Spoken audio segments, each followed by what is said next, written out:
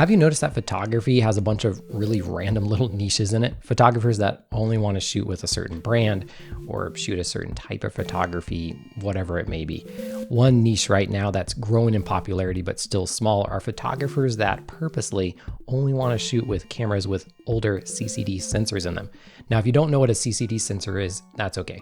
Basically, it's just an older sensor technology that has since, and for quite a long time, been replaced by CMOS sensors. But there's many photographers who prefer the colors and rendition from these older CCD sensors and even tout them as being more film-like. So there's that niche group. But then if you niche down even further to like 25 people in the world, there's a group of photographers that specifically want to shoot with CCD sensors that were made by Kodak. Yeah, that Kodak. You remember Kodak? Now, Kodak did make a number of camera sensors. However, if you're trying to find one in a good body for a good price, that's not some high-end medium format camera and not some point and shoot camera, then right in the middle of that is this camera right here.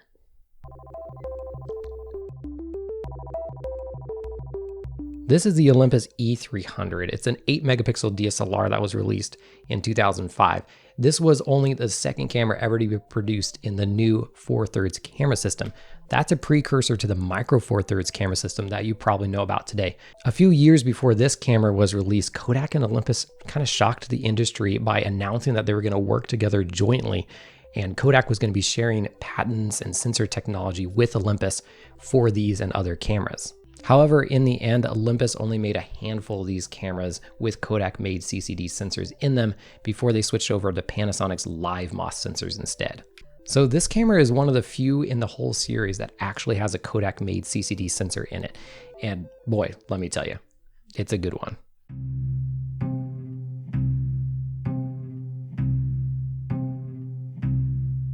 Now, I'm not going to say that I can definitively prove that Kodak-made CCD sensors are better than other CCD sensors. In fact, in my experience, they're all just really good sensors.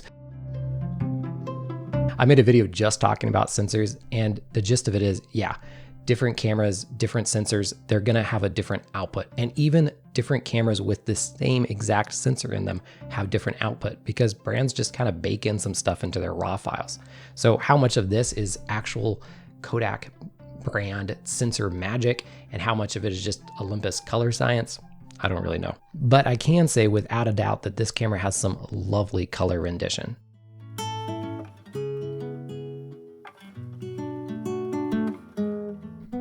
A couple of months ago, I shot it head-to-head with my Pentax K10D.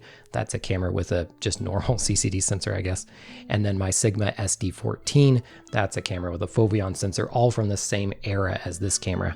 And I really enjoyed the JPEG straight out of camera out of this camera the most. So that should say something. Now let's go back to that conversation about the filmic look or the film look of CCD sensors.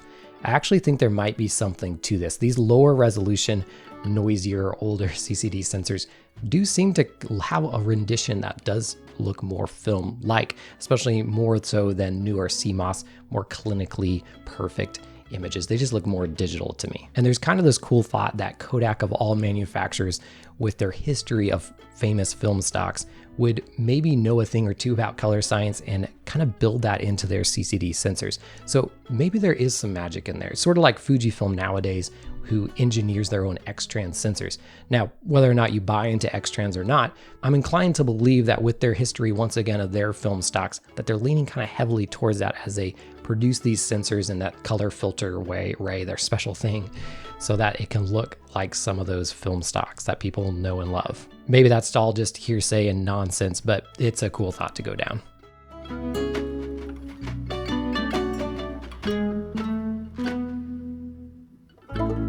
A little bit more about the camera itself beyond that special sensor. The camera has a whole host of controls that you would hope for and expect in a mid-range DSLR. So you have manual and priority modes. You can set custom white balance and metering modes. Like many DSLRs of the era, there's really not a lot going on in the menu system here. Most of what you want to accomplish, you can accomplish just with the buttons. And I actually really like that. I think it simplifies photography. Cameras nowadays have like a bazillion options in the menu system. It's kind of nice to go back every now and then to a camera that's a little more simple than that. Now, you may notice that mine does look a little beat up. If you're a longtime subscriber, you'll know that a couple of months ago when I picked this up, I bought it on eBay and it came in really bad condition. Like it was sitting in a damp garage as like a kitty litter box or something. It was gross. They didn't want it back and I don't blame them, so I just got a full refund. Beyond the scratches, I think it is quite a pretty camera actually. Although it's mostly plastic, it does feel solidly built. The grip is nice. There's some purchase to it that I like, although it's not quite as deep as like the flagship models, the E1, the E3, the E5. And so with heavier lenses, it is a little uncomfortable to use, but with a small pancake like this, it's quite nice. And here's an interesting fact. You may notice that there's no hump over the top like most DSLRs have for a prism. And that's because this doesn't have a prism. This is one of the few DSLRs ever made that doesn't. It accomplishes everything it needs to with just mirrors. It's pretty cool. If you take off the lens and look inside here, you actually can see the sideways mirror. And that's part of this whole complicated mirror system. I forget the name of it. It has a technical name. And this reminds me of Olympus's Pin F half frame film cameras. One of them I used to own actually, that did something similar here. So it's just super cool, kind of harkens back to that history. And then, you know, as a photography nerd, that I appreciate stuff like that. I think it's pretty cool. I do have a few lenses for this camera, besides the two kit lenses that work well, but mine are kind of beat up and ugly. I also have this 25mm f2.8 pancake lens. Remember that the 4/3 system does have a 2x crop factor, so that makes this really a nifty 50. I also have this 50mm f2 macro lens and a 7-14 f4 lens, which is absolutely huge and balances awful with this camera, but is a sweet lens. I also have an M42 adapter for the camera, which works great and is a load of fun adapting these old manual lenses to the camera. With that 2x crop I mentioned earlier, it does limit you a little bit, especially if you want wider focal lengths, but these things are so cheap and M42 lenses are cheap and just fun to use that I think it's totally worth it. I really love this camera, in case you can't tell, in case I didn't stress it enough. I love the output, I love using it, it's so fun as an older DSLR. But there is one huge drawback to this camera system that prevents me from recommending it to basically anyone, and that's the lenses.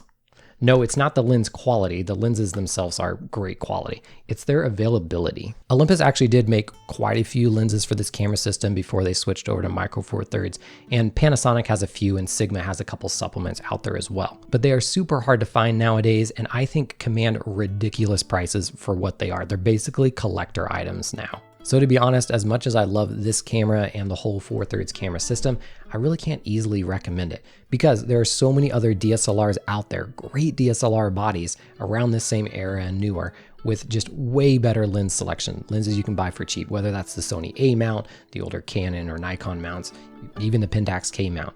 I mean, any of those you're gonna get way more lenses, even if the bodies are around the same price.